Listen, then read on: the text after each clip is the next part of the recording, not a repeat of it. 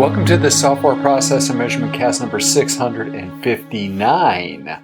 I'm Tom Cagley, your host. In this episode, we feature our interview with Christiano Gherardini. Chris and I talk about the impact of using enterprise resource planning packages on businesses, and as importantly, the impact of packages and consultants as a tool to influence the direction of software development in a firm. Chris Gherardini is the president and owner of Turnkey Technologies. Turnkey offers end-to-end professional services, including design, project management, implementation, application maintenance, integration services, development, analytics, training, and support services for Microsoft Dynamics solutions. Link in the show notes to Turnkey and Chris. Are you ready to talk about the impact of ERP packages? It's time for the interview. Christiano Gherardini, welcome to the Software Process and Measurement Cast. Thank you very much. There are a couple of exciting things I'd like to charge down the path of today. But first, you're the president, owner of Turnkey. Why don't you first give us a quick brief as to what Turnkey is and how does that help an organization? Sure. Appreciate that. So I started Turnkey Technologies back in 1994 after being in the accounting software industry for probably 7 or 8 years. But today, so Turnkey is very focused on the Microsoft Dynamics portfolio, which is business applications. And so the 85% of the business is focused on ERP, which is, again, core accounting software, operational systems, where we actually get into an organization and replace the foundation, but for which they manage business processes. The other part of the business is the CRM platform, the customer relationship management, which means, again, we can start that business process automation from raw lead to first contact all the way through customer acquisition, selling, construction, engineering, whatever that may be. But it's business applications, and it really does kind of wick into the entire organization. And so that premise, that platform, we really help organizations evolve their culture, their tools, create better experiences for the employees, the customers, the vendors, and certainly the end game is to drive profitability, capacity, and efficiency for the ownership teams. So we do have a significant impact as we deliver these solutions to organizations. Many of the Software Process and Measurement Cast listeners are in the IT world. And so, I'd say the great majority of them, they're developers, they're analysts. How does adopting and having an outside firm come in and help a firm adopt an ERP package impact, let's say, a standard organization, medium-sized organization with some devs and some testers and things like that? How does it impact them? Sure. And, there's a couple perspectives of getting an outside provider. And even in my organization, I like to say that I'm in the box and I leave the box to go get knowledge and bring it back in the box. And again, when an outside provider comes in is we have a different perspective. And I think that's true about everybody in the world is different perspectives. And as we come in and look at business process automation, we've been exposed to so many different types of organizations and best practices on processes. So we bring those ideas. We don't wait for somebody to figure it out. We say, look, these are proven processes, they're effective. And so as we apply that to technology professionals, we're bringing those things to the table. And whether you're selling managed services, where you need a platform that helps you proactively engage with your customers and manage contracts and manage time and billing and look at profitability. And but again, it's those systems that help us capture our business application data and processes, and they help us be more efficient, whether they're prompting us or whether they're giving us insight into what's working, what's not working, so that we can, the engineering feedback loop. So I'm an engineer. Everything we need feedback to tune it and optimize. And these business systems do that through data capture and then through rich analytics, right? Power BI, everybody wants business intelligence, but then again, the more timely we get, the quicker we make decisions, the quicker course corrections. I mean, it all leads to greater efficiency and profitability at the end of the day. So. What size firm generally brings in a firm like Turnkey Technologies to help them with ERP or CRM? It's a great question. So we really focus on small mid-market companies. But that said, I've got some elephants in there. But really, there's not, the small guys. There's right sizing on the solutions. Coming off QuickBooks, they need supply chain. They don't have those features, functionality to run their business, and so even a QuickBooks customer can benefit. And then I deal with enterprise class organizations that have much more complexity, larger workforces, they're geographically dispersed, maybe they're multinational, and they need more sophistication to run their businesses. So it varies. And again, we service a lot of diverse sizes. So we're geographically dispersed, we're industry dispersed, and segment size as well. So, perfect. Yeah. We want them to be big enough where they have some capital to make those investments. So, but to that point, we've got a lot of small $5 million companies that are very successful in implementing change. And then they have a platform to grow their business. I think that's the key thing is, a lot of them don't have the systems that allow them to scale once they get the solid foundation. We all agree that it's land and expand in most cases, even for small guys. As I said, most of my listeners are in the business, but have a fundamentally different perspective because the majority of them are internal folk at this point. How do you help an organization change perspective? The whole idea of bringing knowledge in from the outside, it appeals to me, and I could see that as being a large lever to help an organization grow. How does that actually happen? Vulcan mind meld? Yeah. It begins with visioning. So again, in my capacity, I come in and act like I own the thing and say, here, let me show you what I would do. And it's a perspective where let me show you a different way to do this transaction, to run this process. And as I'm looking at it, I'm an entrepreneur. I'm like, look at how this helps us drive revenue opportunity, and it may be service. How do we capture service? Well, it's hard to do service. Well, if you had a better system to capture it and deliver the service, you'd sell more service. But a lot of people don't do things because they're difficult to manage. Preventative maintenance is a great example. How about support in the IT field, technical support? Well, how easy do I get the request captured, routed, assigned, completed, billed? And again, the more efficient those things are, like I said, people will chase business opportunities if they've got the systems to capture and execute that. So, but it's visioning. It really starts with visioning. And a lot of times my initial sessions, I'm interviewing, I'm gaining a perspective on the types of business they have. And based on experience, we bring very specific examples of how we've helped other customers really succeed with these techniques or with these processes. So, and there's always custom stuff. Everybody's got, I'm very different. Well, there's a lot of common activities. There may be a left turn that you have that nobody else has or an exception, but generally those visioning sessions really open eyes. Mm-hmm. And they show leadership of what's possible. And I think that's part of it. And it's not that you can order everything and do it all at once, but you've got to see where this thing can lead. And then you look at the steps to get there, and that's it. It's a roadmap. And once we vision, we're formalizing it, we're pro formas, and we're making sure alignment. But the visioning sessions get more real, where now I want your data and I'm going to show you my vision with your data. And you're like, oh, wow, that's my stuff. And that's perfect. That's what I need. And a lot of times they can't articulate it, or it's legacy involvement. And they just, like I said, they just can't get off that center point until somebody comes in and gives them a little bit of just a nudge or shows them a different way to that point. There's a lot of ways to look at it. People have to be open as well, though. They have to be open to change, because it's funny. A lot of times I see people that, well, here's how we do it. Well, here's how you will do it. Well, here's how I do it. I'm like, guys, you're not listening. Here's the new vision. You're going to have to adapt and adopt those changes. So they have to be open. But most organizations know that there's more opportunity if they evolve. They transform, right? You hear a lot of transformation. There's a lot of aspects to transformation. So. Yeah, there's obviously a lot of aspects. And the word transformation, it can cover a multitude of sins too. Absolutely. When you're talking about an organization has to be open to change, and I've been in the business long enough where I can probably point to a half a dozen that I know weren't. And it's sort of in the gut when you walk in the door. How can you help an organization become open to change?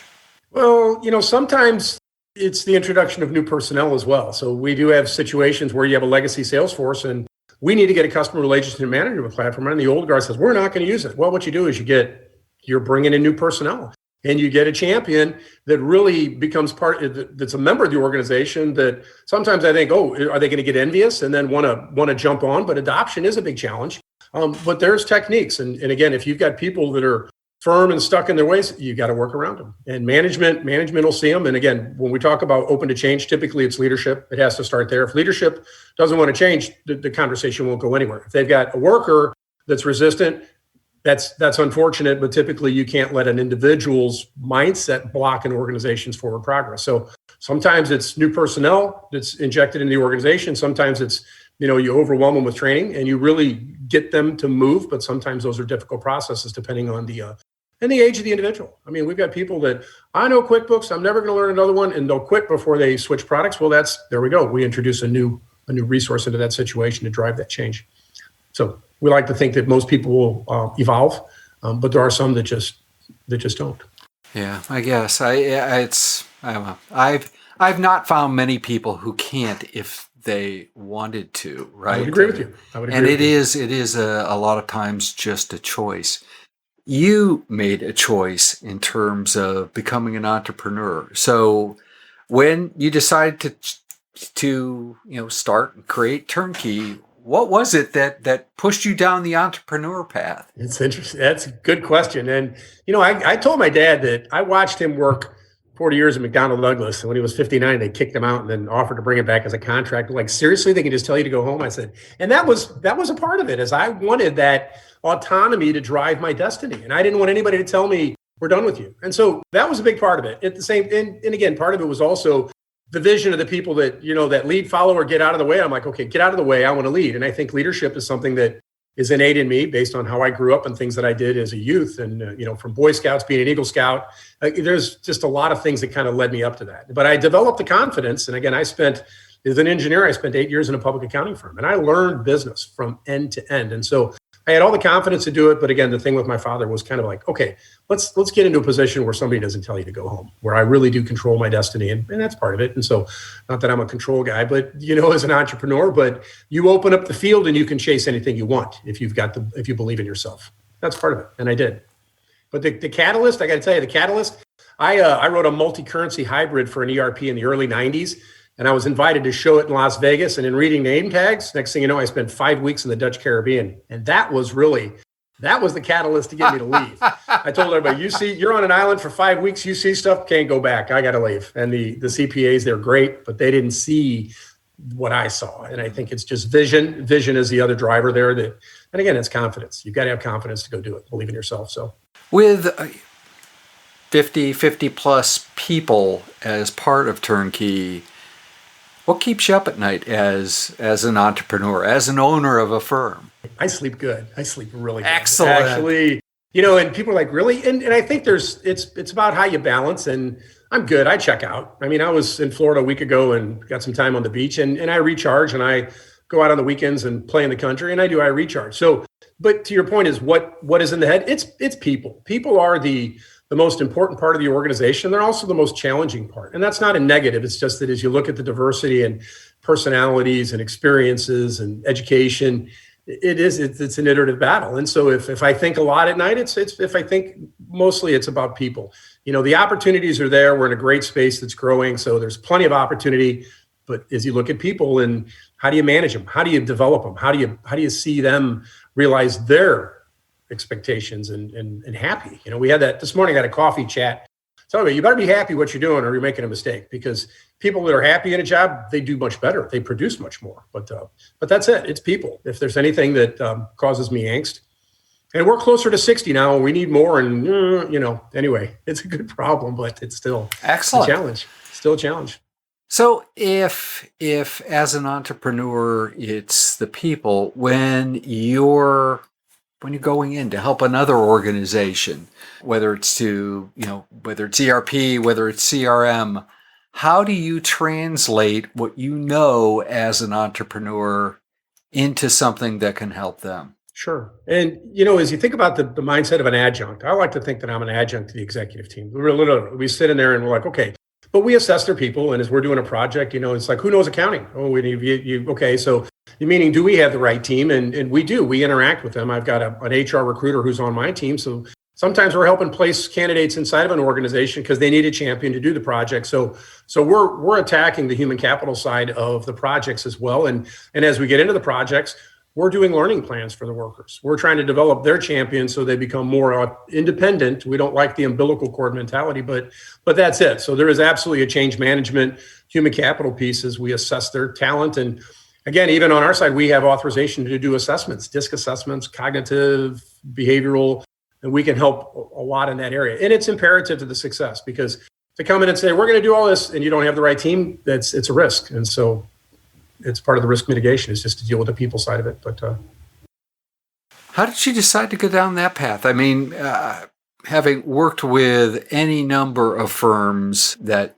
do things like you do, whether it's, and most of them aren't in the Microsoft Dynamics field, but in general, I would suggest that that is something. You're talking about recruiting? Yeah, well, that whole idea of being, and I love the word, adjunct to the executive, and really focusing on developing so that you can get the job done and yeah, we don't obsolete ourselves. So you think about that, but to that point is we like to focus on project work after the initial, and there's lots of projects. And so we don't have constant revenue from it, but it creates a more mature relationship. And I think that it's just me, and I wasn't that good 20 years ago. I mean, but today I do have a lot, and, I feel like, oh, I can do more. But that's it. And I think it adds value and it differentiates my organization. Again, a lot of the partners my size, you can't find the owner. So you get an owner operator who's got 30 something years of this, and I have a lot to share with people, and they figure it out and they're like, okay, please, what would you do? And a lot of times they already have a license, and it's like, well, why aren't you doing this? Well, I don't know. Well, you own it. I would, if I were here. And so it is that perspective. And then to substantiate it with, I have a math comp sci, so I can do the math on the ROI pretty quick and say, look, there's good value in doing this. There's not such good value in that. So there's a lot of perspectives. And I've recently joined a CEO group last year, and same thing. We get a lot of stuff that people not in those groups just don't even hear. And so think about it. It's transparency and it's sharing. And again, it differentiates us and it adds value. So when people say, well, what makes you different than other guys? I'm like, well, I'm part of it, but it's the philosophy of the organization. And if this is the leadership direction, my people are right behind me and they mimic, and they're in there practicing. Okay, let's do it like Chris showed us, and they find the customers receptive to that. And it does add a lot more value. It changes your relationship. I don't just sell software. We're selling a dream. We're selling the vision of growing the organization and sustainability through putting in a real rock solid business process platform. That's the Dynamics 365. So part of, I think the thing that my listeners are generally amazed by again, many of them are not going to be entrepreneurs, but some of them are, explore that area. So I love talking to entrepreneurs. One of the things that pop in as we go through these kind of conversations, the idea of 20 years ago, that wasn't, you weren't as good at this, and perhaps you weren't bringing everything to the table that you could have.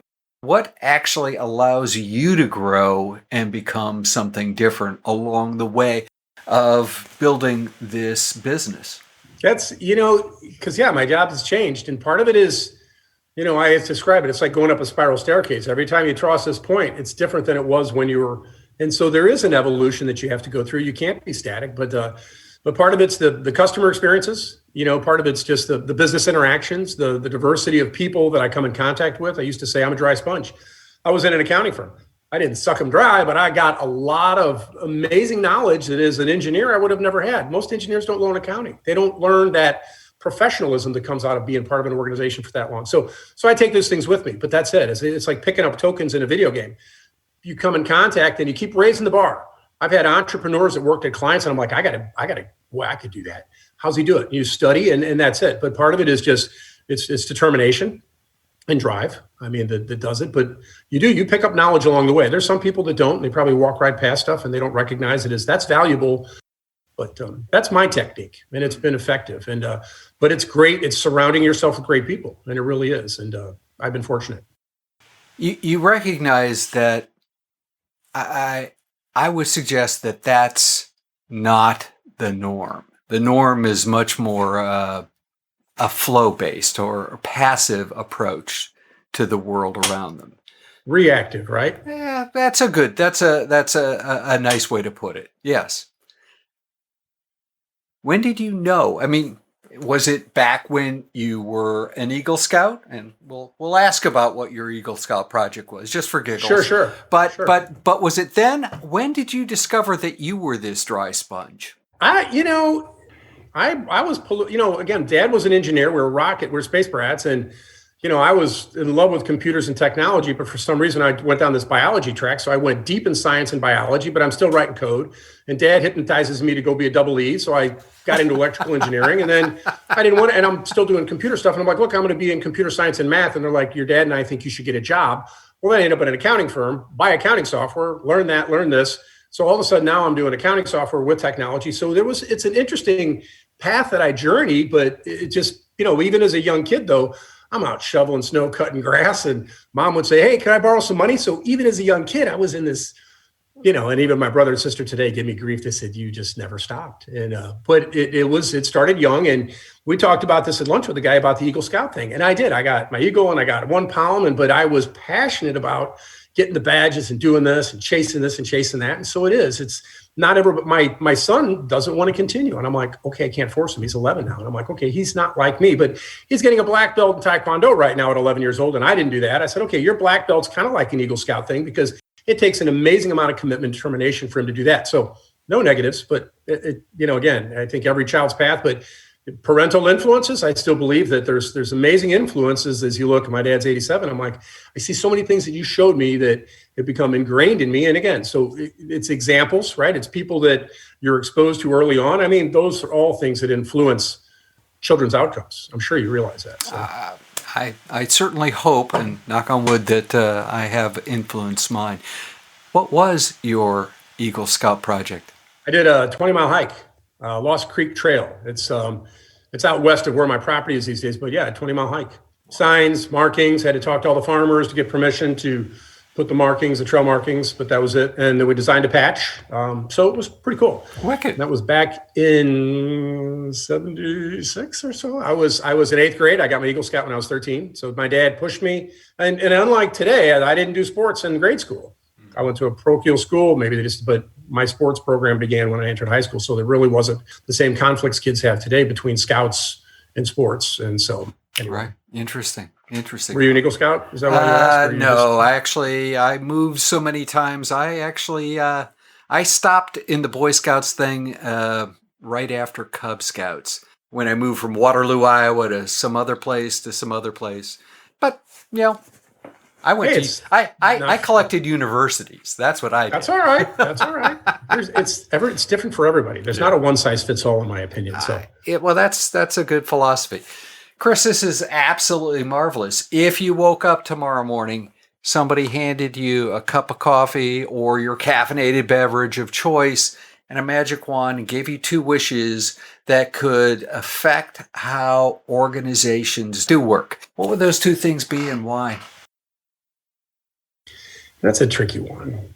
Part of it's access to technology. I mean, there's still a lot of people that don't have access to it. And I mean, great, I sell Microsoft Dynamics, but not everybody has access to it. And again, not that we want it to be free out there, but if you think about, giving people the tools, and again, but I think that's true not just in business, but in real life, is not everybody's given the same playing field. Not that I would bestow that, but just in thinking off the top of my head, it's, access to tools. And again, there's a lot of free stuff on the internet that's come into play there.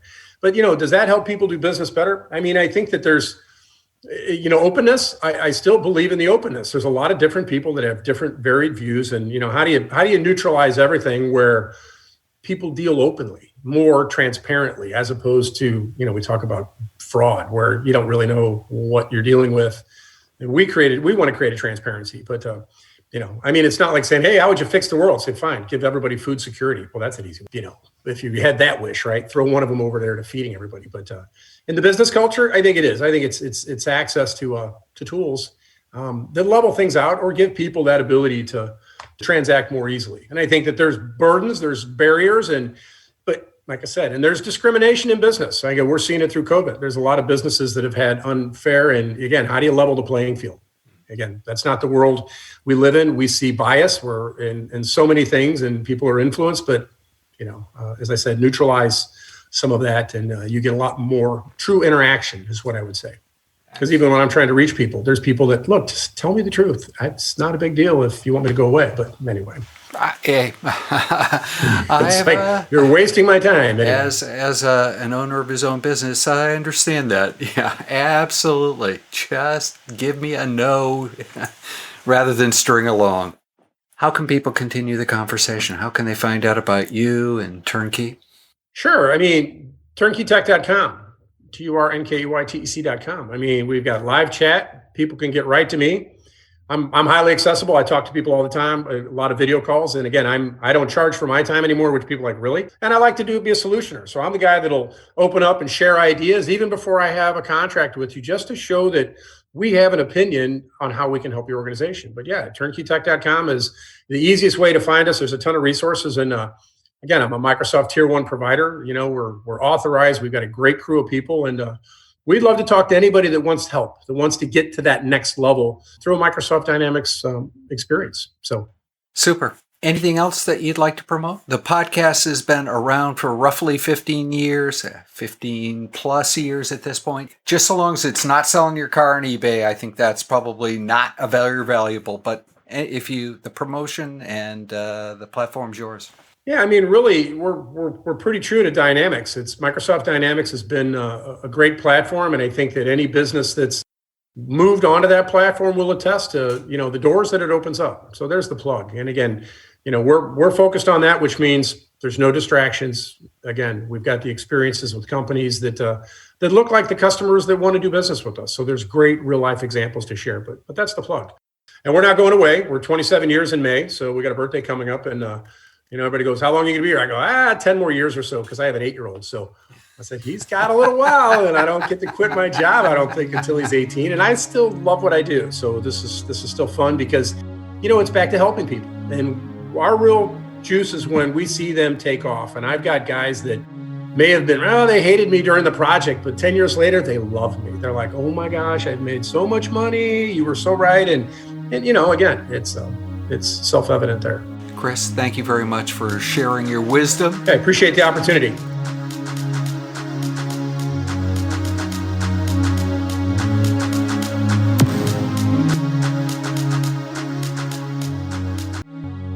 In upcoming events, Making Shift Happen on July 13th at 12 o'clock Central Daylight Time, I'll be facilitating a panel of the Greater Illinois Chapter of the Healthcare Information and Management Systems Society, HIMSS.